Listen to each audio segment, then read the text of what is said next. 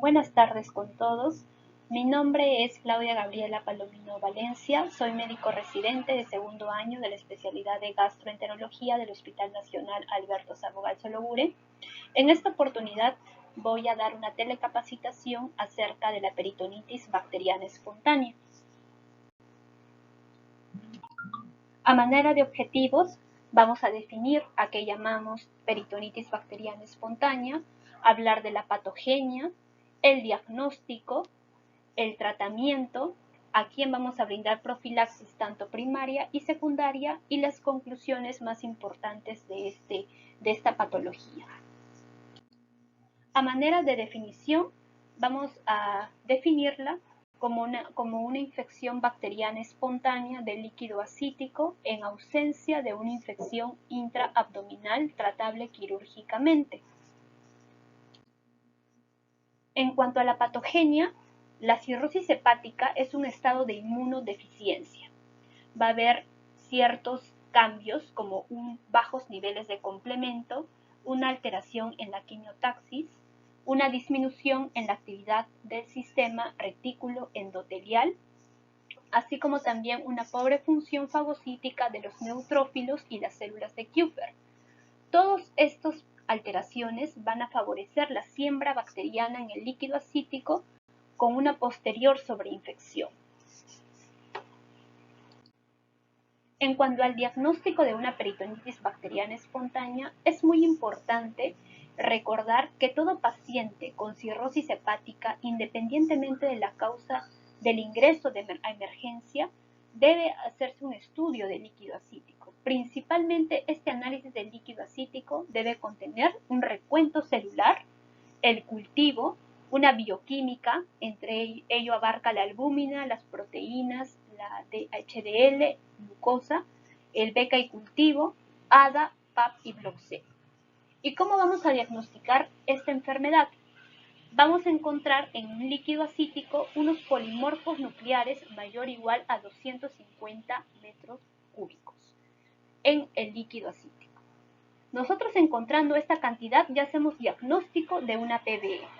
También se puede encontrar un cultivo positivo y tenemos que excluir otras causas secundarias de peritonitis. El cultivo de líquido acítico es muy esencial en la evaluación de la peritonitis bacteriana espontánea y debe realizarse antes de la primera dosis de antibiótico. La obtención de al menos 10 mililitros de la muestra acítica va a aumentar la sensibilidad en el cultivo más del 90%. Es por eso muy importante que al menos tengamos una muestra mínima de 10 mililitros. Ahora, otro punto muy importante acerca del diagnóstico, las infecciones espontáneas suelen ser monobacterianas, siendo las más comunes el 60% las bacterias gram negativas. Dentro de las bacterias gram negativas más frecuentes, tenemos como primera a la E. coli, como segunda a la Klebsiella pneumoniae, tercera Staphylococcus aureus, luego tenemos el Enterococo faecalis y el Enterococo faecio. Acá en esta podemos encontrar un cuadrito, ¿no?, acerca del porcentaje de bacterias más frecuentes encontradas en el líquido acítico de pacientes con PBE. Como mencioné, la E. coli en un 43%, luego la Klebsiella pneumoniae en un 11%. Esto nos va a ayudar mucho para poder dar el tratamiento, principalmente a bacterias gram negativas. Ahora, también es muy importante diferenciar una peritonitis bacteriana espontánea de una peritonitis bacteriana secundaria. Eso también nos va a ayudar el líquido acítico y también aplicando los criterios de Runyon, que es para la PBS. Por ejemplo, en una peritonitis bacteriana secundaria vamos a encontrar neutrófilos generalmente más de 1200. Generalmente las bacterias acá son multiflora, ¿no? Vamos a encontrar aerobios y anaerobios, y en la PBE, como mencioné, es generalmente monobacteriano. Otro punto importante, las proteínas. En una PBE generalmente son menos de 3, en una PBS más de 3. Y otro punto importante es la deshidrogenasa láctica, que es más de 600 cuando estamos frente a una peritonitis bacteriana secundaria y también una glucosa disminuida. Las manifestaciones clínicas. Hay que tener en cuenta que un paciente con peritonitis bacteriana espontánea puede también ser asintomático, pero dentro de las manifestaciones clínicas más frecuentes encontramos paciente que acude con fiebre, con un dolor abdominal, una sensibilidad a nivel del abdomen, puede ser un desencadenante de una encefalopatía hepática, con diarrea, hipotensión, hipotermia, incluso aquí en cuadros más severos, ¿no? Acá tenemos un cuadrito de los principales signos y síntomas en los pacientes que ingresan por una peritonitis bacteriana espontánea, ¿no? A la cabeza tenemos la fiebre, el dolor abdominal, la alteración del estado mental, ¿no? Y entre otros más severos como hipotensión en el paciente, ¿no? El tratamiento. Los antibióticos endovenosos deben iniciarse empíricamente, es decir, nosotros tenemos un recuento celular en el líquido acítico más de 250 y no debemos esperar el cultivo, debemos dar tratamiento, ¿no?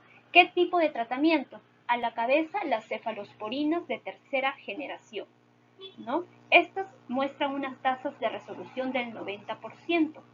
Se puede iniciar con cefotaxima o ceftriaxona por 5 a 7 días. ¿Y cuándo podemos hacer un uso inicial de los carbapenémicos, que son unos betalactámicos con mayor espectro? En pacientes generalmente con infección nosocomial, ¿no? Si también en un paciente con antecedente de haber sido hospitalizado recientemente y que ha estado expuesto a un antibióticos recientemente, o en pacientes críticos, ¿no? En UCI, por ejemplo, podemos ya hacer un uso inicial de carbapenémicos, porque estos pacientes generalmente pueden tener ya un cierto grado de resistencia a las cefalosporinas. Los antibióticos deben adaptarse a la prevalencia local y al tipo de bacteria multiresistente. Pacientes con factores de riesgo deben recibir, también menciona, la guía pipetazo con vancomicina. Incluso se debe agregar daptomicina en pacientes con enterococos resistentes a la vancomicina, ¿no? Los pacientes con exposición actual o reciente a pipetazo deben recibir meropenem con o sin un glucopéptido. Eso también menciona, ¿no? Entonces tenemos que siempre enfocar el tratamiento de acuerdo al paciente, ¿no? En cuanto a la evolución en el tratamiento, ¿cuándo nosotros podemos saber que hay una buena respuesta a ese tratamiento? Para esto es muy importante hacer una paracentesis diagnóstica 48 horas después de iniciar la terapia antibiótica. ¿Cuándo consideramos una buena respuesta? Cuando hay una disminución en el recuento de los polimorfos más del 25%. Ahora, ¿es posible también ya no hacer una paracentesis de control? Otras guías mencionan que a veces no es necesario hacerlo si se aísla el germen, ya es sensible y además hay una buena respuesta al tratamiento. Sin embargo, las guías más actualizadas sí indican que es necesario hacer esta paracentesis diagnóstica, ¿no? Posterior, 48 horas después, para evidenciar una buena respuesta, que es la disminución en el recuento más del 25%. Ahora, ¿a qué llamamos bacteriacitis? Y en estos pacientes se debe dar tratamiento. Bacteriacitis llamamos a un paciente que en el líquido acítico tiene un cultivo positivo, pero los polimorfos nucleares son menos de 250. Entonces, el tratamiento debe iniciarse, sí, en pacientes con bacteriacitis que son sintomáticos, ¿no? Para los pacientes asintomáticos, se debe repetir la paracentesis después de 48 horas o si el paciente desarrolla síntomas. Y si en caso las células, los polimorfos nucleares han aumentado, sí se debe iniciar un tratamiento respectivo.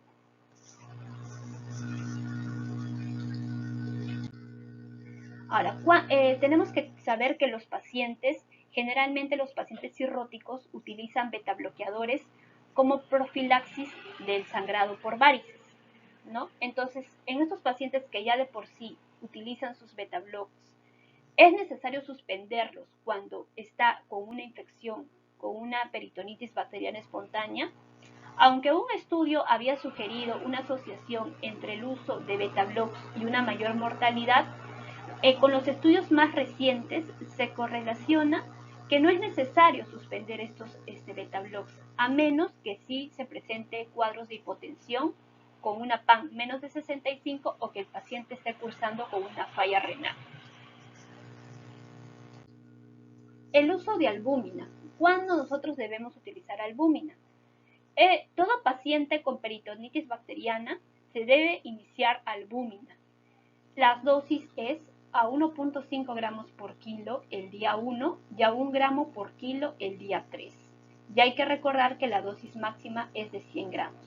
Todo el paciente con peritonitis bacteriana espontánea debe iniciarse la albúmina. Pero ¿quiénes son los que más se benefician? Pacientes que tienen una evidencia de disfunción renal con creatinina más de 1 o una urea más de 30 o una descompensación hepática grave, bilirrubinas más de 5. Estos son los pacientes que más se benefician con el uso de albúmina. En cuanto a la profilaxis, ¿no? Profilaxis primaria, los antibióticos deben usarse con prudencia y moderación en pacientes sin antecedentes de PB. Esta profilaxis debe realizarse con ciprofloxacino, una tableta al día, o norfloxacino. Y en caso de pacientes con cuadros de hemorragia digestiva, debe iniciarse una profilaxis con ceftriaxona, 1 gramo endovenoso cada 24 horas, generalmente por 5 a 7 días. ¿En qué pacientes debe hacerse esta profilaxis? En pacientes, por ejemplo, que no tienen una hemorragia gastrointestinal y no tienen ningún episodio de PBE, se considera una profilaxis primaria y esta se puede indicar con proteínas en líquido acítico menos de 1. Si en caso el paciente tiene proteínas menos de 1, se debe iniciar profilaxis. Ahora, si en caso el paciente en el líquido acítico tiene proteínas menos de 1.5, debe iniciarse profilaxis, pero si el paciente cursa a la vez con una disfunción renal o una disfunción hepática. Iniciar profilaxis primaria. En cuanto a la profilaxis secundaria, los pacientes con un episodio previo de PBE tienen un riesgo muy alto de recurrencia. En un ensayo controlado aleatorizado multicéntrico, la probabilidad a 1 año de desarrollar PBE recurrente fue significativamente menor en pacientes que usaban norfloxacino en comparación con placebo. Entonces, una alternativa es, por ejemplo, el uso de norfloxacino y la ciprofloxacina, aunque falta más evidencia directa que respalde este régimen. El pronóstico. Hay que tener en cuenta que esta infección puede conducir al empeoramiento de la descompensación hepática y la falla multiorgánica. El AKI, es decir, la falla renal aguda en un paciente cirrótico, es el principal predictor de mortalidad hospitalaria en pacientes con peritonitis bacteriana espontánea. La mortalidad intrahospitalaria durante el primer episodio es entre el 10 al 50%. Miren la importancia de un diagnóstico precoz de esta patología, con una probabilidad de sobrevida luego del primer episodio entre un rango de 30 a 50%. Entonces, como punto final, dentro de las conclusiones, se define la peritonitis bacteriana como una presencia de polimorfos en líquido cítico mayor o igual a 250 células. El manejo empírico y precoz de ese tratamiento puede evitar la mortalidad en el paciente. Ustedes han visto que puede llegar hasta el 50% en pacientes. Y la importancia, ¿no?, de la profilaxis primaria y secundaria para prevenir un episodio nuevo de peritonitis bacteriana espontánea. Eso sería todo. Muchas gracias.